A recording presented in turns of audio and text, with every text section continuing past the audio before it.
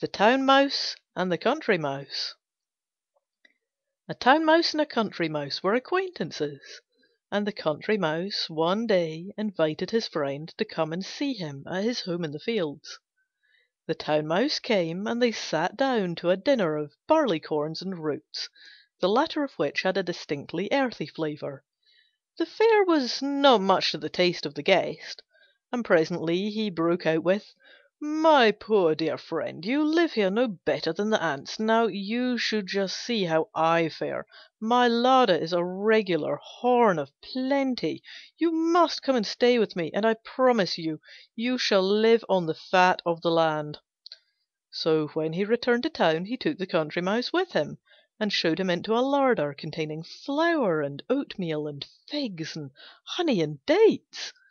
The Country Mouse had never seen anything like it, and sat down to enjoy the luxuries his friend provided. But before they had well begun, the door of the larder opened, and someone came in. The two mice scampered off and hid themselves in a narrow and exceedingly uncomfortable hole. Presently, when all was quiet, they ventured out again, but someone else came in, and off they scuttled again. This was too much for the visitor. "Good-bye," said he, "I'm off. You live in the lap of luxury, I can see, but you are surrounded by dangers, whereas at home I can enjoy my simple dinner of roots and corn in peace." The Lion and the Bull. A Lion saw a fine fat Bull pasturing amongst a herd of cattle, and cast about for some means of getting him into his clutches. So he sent him a word that he was sacrificing a sheep, and asked if he would do the Lion the honour of dining with him. The Bull accepted the invitation, but on arriving at the Lion's den he saw a great array of saucepans and spits, but no sign of a sheep. So he turned on his heel and walked quietly away. The Lion called after him in an injured tone to ask the reason, and the Bull turned round and said, "I have reason enough. When I saw all your preparations, it struck me at once that the victim was to be a bull and not a sheep." The moral of the story is, the net is spread in vain if it's in sight of the bird. The Wolf, the Fox, and the Ape. A Wolf charged a Fox with theft, which he denied, and the case was brought before an Ape to be tried. When he had heard the evidence on both sides, the Ape gave judgment as follows. "I do not think," he said, "that you, O Wolf, ever lost what you claim, but all the same I believe that you, Fox, are guilty of the theft in spite of all your denials." The moral of the story is, the dishonest get no credit, even if they act honestly. The Eagle and the Cocks. There were two cocks in the same farmyard, and they fought to decide who should be master.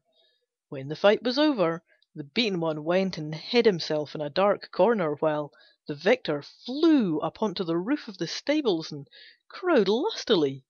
But an eagle espied him from high up in the sky, and swooped down and carried him off. Forthwith the other cock came out of his corner and ruled the roost without a rival. The moral of the story is, pride comes before a fall. The Escaped Jackdaw. A man caught a jackdaw and tied a piece of string to one of its legs, and then he gave it to his children for a pet. But the jackdaw didn't at all like having to live with people. So after a while, when he seemed to have become fairly tame and they didn't watch him so closely, he slipped away and flew back to his old haunts. Unfortunately, the string was still on his leg, and before long it got entangled in the branches of a tree, and the jackdaw couldn't get free, try as he would. He saw it was all up with him, and cried in despair, "Alas! In gaining my freedom, I have lost my life."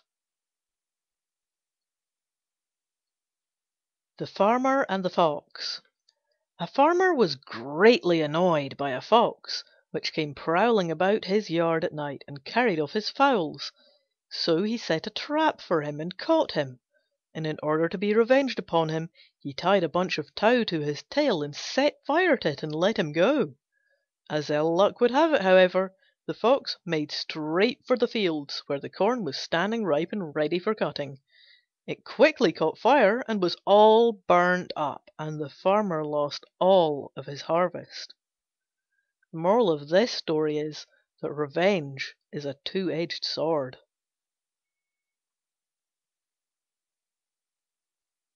Venus and the Cat.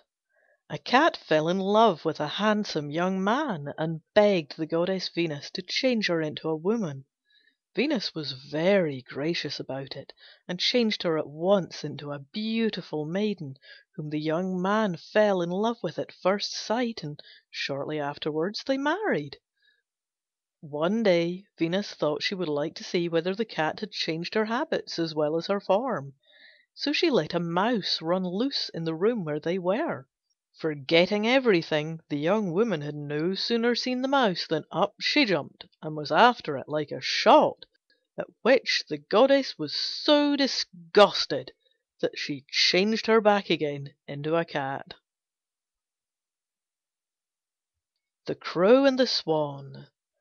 A Crow was filled with envy on seeing the beautiful white plumage of a swan, and thought it was due to the water in which the swan constantly bathed and swam. So he left the neighbourhood of the altars, where he got his living by picking up bits of the meat offered in sacrifice, and he went and lived amongst the pools and streams.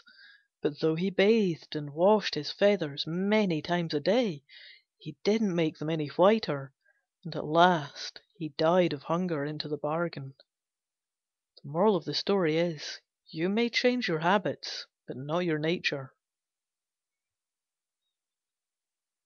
The Stag with One Eye. A Stag, blind of one eye, was grazing close to the seashore, and kept his sound eye turned towards the land, so as to be able to perceive the approach of the hounds, while the blind eye he turned towards the sea, never suspecting that any danger would threaten him from that quarter. As it fell out, however, some sailors, coasting along the shore, spied him and shot an arrow at him, by which he was mortally wounded. As he lay dying, he said to himself, "Wretch that I am! I bethought me of the dangers of the land, whence none assailed me. But I feared no peril from the sea, yet thence has come my ruin." The moral of the story is, misfortune often assails us from an unexpected quarter. The Fly and the Draught-Mule. A Fly sat on one of the shafts of a cart, and said to the Mule who was pulling it, "How slow are you! Do mend your pace, or I shall have to use my sting as a goad." The Mule was not in the least disturbed. "Behind me in the cart," said he, "sits my master. He holds the reins and flicks me with his whip, and him I obey. But I don't want any of your impertinence. I know when I may dawdle and when I may not."